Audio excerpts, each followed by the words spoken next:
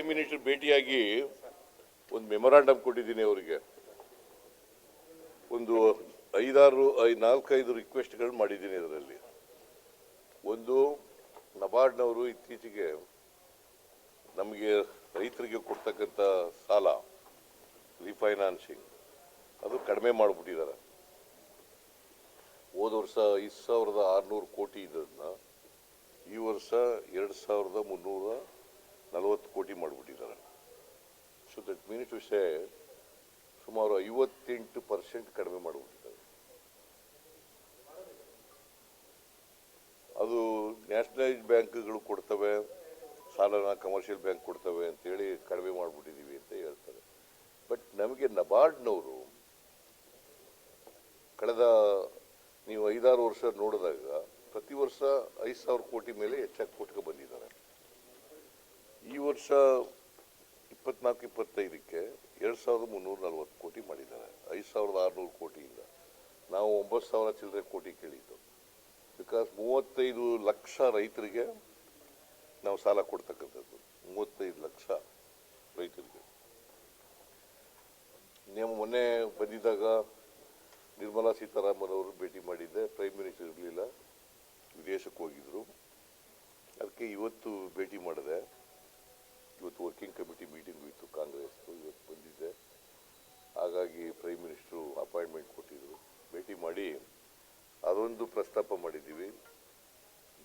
ನಬಾರ್ಡ್ಗೆ ಹೇಳಬೇಕು, ಮತ್ತು RBIಗೆ ಹೇಳಬೇಕು, ನಮಗೆ ಮತ್ತೆ ಹೆಚ್ಚು ಕೊಡಿಸ್ಲಿಕ್ಕೆ ಮಾಡಬೇಕು. ಯಾಕಂದರೆ 4% ನಬಾರ್ಡ್ ಕೊಡೋದು ಸಾಲನ, ಬಡ್ಡಿ ಚಾರ್ಜ್ ಮಾಡೋದು ಅವರು 4%.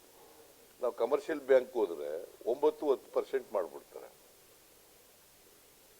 ಮತ್ತು ನಾವು ರೈತರಿಗೆ ಸಾಲ ಕೊಡ್ತಕ್ಕಂಥದ್ದು, ಶಾರ್ಟ್ ಟರ್ಮ್ ಲೋನ್ ಕೊಡ್ತಕ್ಕಂಥದ್ದು 5 ಲಕ್ಷದವರೆಗೆ ಫ್ರೀ.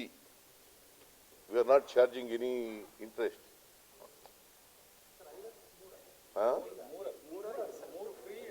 ನಾನು 5ರಿಂದ 15ವರೆಗೆ 3 ಇಂಟ್ರೆಸ್ಟ್.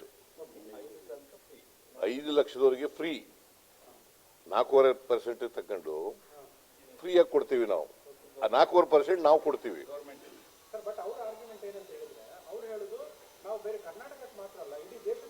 ಆಯ್ತಪ್ಪ, ನೀವು ಇಡೀ ದೇಶಕ್ಕೆ ಯಾಕೆ ಮಾಡಿದ್ರಿ? ಎಲ್ಲ ಇಡೀ ದೇಶಕ್ಕೆ ಯಾಕೆ ಮಾಡಿದ್ರಿ? ಇಡೀ ದೇಶಕ್ಕೆ ಯಾಕೆ ಮಾಡಿದ್ರಿ? ಒಯ್ ಅವ್ರು ಹೇಳೋದು ಬಿಟ್ಬಿಡ್ರಿ. ಅವ್ರು ಏನಾರು ಡಿಫೆನ್ಸ್ ಏನಾರು ಹೇಳ್ತಾರೆ. It is not A justification, it is A defence.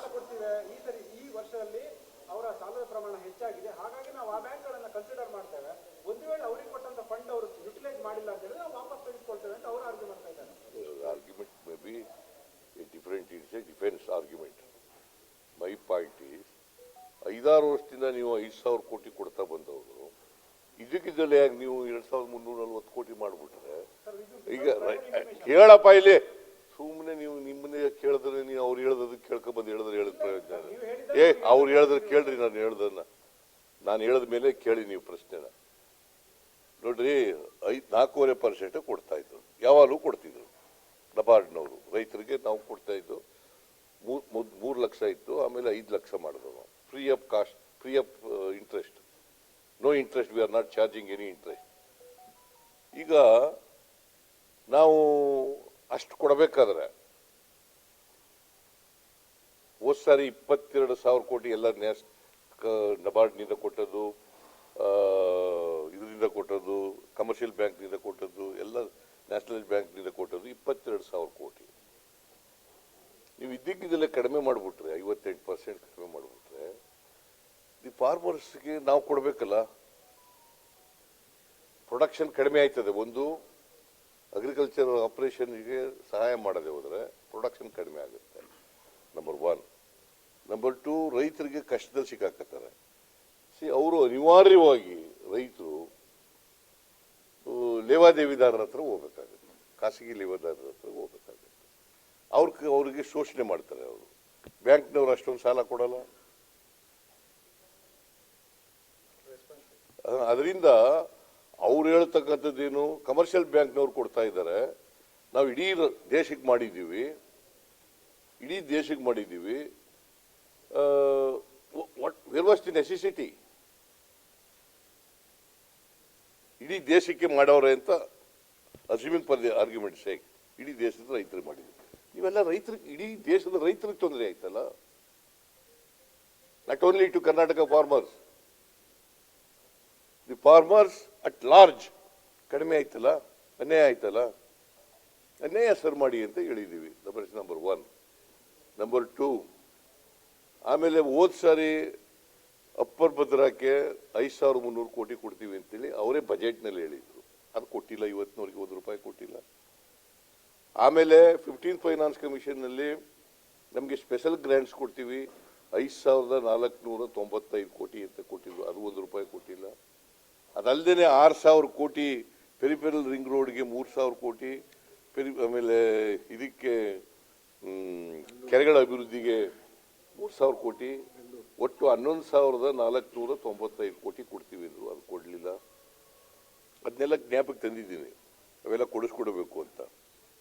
ಆಮೇಲೆ ಮೇಕೆದಾಟು ಮಾಡಲಿಕ್ಕೆ ಪರ್ಮಿಷನ್ ಕೊಡಿಸ್ಬೇಕು ಅಂತ ಹೇಳಿದ್ದೀನಿ. ಆಮೇಲೆ ಇದು ಎಂಥದ್ದು ಮಹದಾಯಿ, ಅದು ಎನ್ವೈರನ್ಮೆಂಟ್ ಕ್ಲಿಯರೆನ್ಸ್ ಕೊಡಿಸ್ಕೊಡಿ ಅಂತ ಹೇಳಿದ್ದೀನಿ. So these are the main issues that I have discussed with the Prime Minister. ಅವರು ಎಲ್ಲ ನೋಡೋಣ, ಆಗ್ತೀನಿ ಮಾಡ್ತೀನಿ ಅಂತ ಹೇಳಿದ್ದಾರೆ. ಒಂದು ರೀತಿ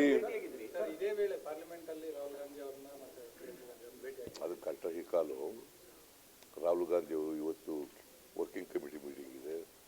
ನಾನು ಭಾಳ ದಿನ ಆಯಿತು ನೋಡಿರಲಿಲ್ಲ. ನಂಬರ್ 1. ನಂಬರ್ 2, ಪ್ರಿಯಾಂಕಾ ಗಾಂಧಿ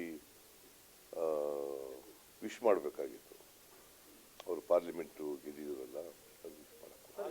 ಮೇಕೆದಾಟು ಮತ್ತು ಮಹದಾಯಿಗೆ ಸಂಬಂಧಪಟ್ಟಂತೆ ಕರ್ನಾಟಕ ಸರ್ಕಾರ ಕೇಂದ್ರಕ್ಕೆ ಮನವಿ ಕೊಡ್ತಾ ಇರೋದು ಇದೇ ಮೊದಲ. ಹಿಂದೆ ಬಿಜೆಪಿ ಗೌರ್ಮೆಂಟ್ ಇದ್ದಾಗಲೂ ಕೊಟ್ಟಿದೆ, ಬಟ್ ಅವರು ಕ್ಲಿಯರ್ ಮಾಡ್ತಾ ಇಲ್ಲ. ಸೊ ಸ್ಟೇಟ್ ಗೌರ್ಮೆಂಟ್ ಏನಾದರೂ ಇನ್ನಷ್ಟು ಅಗ್ರೆಸಿವ್ ಆಗಿ ಹೋಗುವಂತ ಏನಾದರೂ ಈಗ ಹೋಗಿರೋದೇ ಅಗ್ರೆಸಿವ್. ನಾವು ಈಗ ಮನವಿ ಅಷ್ಟೇ ಕೊಟ್ಟಿರೋದು, ಬೇರೆ ಮನವಿ ಕೊಟ್ಟಿರೋದು ಅನೇಕ ಸಾರಿ ಮನವಿ ಕೊಟ್ಟಿದ್ದೀವಿ. ಕೇಂದ್ರ ಸರ್ಕಾರ, ನೀವು ಪಾರ್ಲಿಮೆಂಟ್ ಮೆಂಬರ್ಗಳು, ಬಿಜೆಪಿ ಮೆಂಬರ್ಗಳು ಕೇಳೋದೇ ಇಲ್ಲ. ಏನು ಉತ್ತರ ಕೊಡಲ್ಲ. ಮತ್ತೆ ಯಾಕೆ ರಾಜೀನಾಮೆ ಕೊಟ್ಬಿಡ್ಲಿ? ಕರ್ನಾಟಕದ ಹಿತ ಕಾಪಾಡೋಕ್ಕಾಗಲ್ಲ ಅಂತಂದ್ರೆ ಲೆಟ್ ದೆಮ್ ರಿಸೈನ್. ರೈತರ ಮಗ, ಬಣ್ಣನ ಮಗ ಯಾರು? ಕುಮಾರಸ್ವಾಮಿ.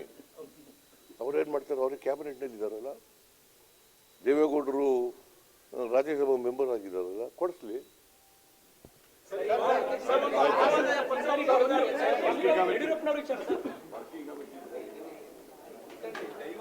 ಹೆಚ್ಚಿನ ವಿಡಿಯೋಗಳಿಗೆ ಪ್ರತಿಧ್ವನಿ ಯೂಟ್ಯೂಬ್ ಚಾನೆಲ್ ಸಬ್ಸ್ಕ್ರೈಬ್ ಮಾಡಿ, ಬೆಲ್ ಐಕಾನ್ ಕ್ಲಿಕ್ ಮಾಡಿ.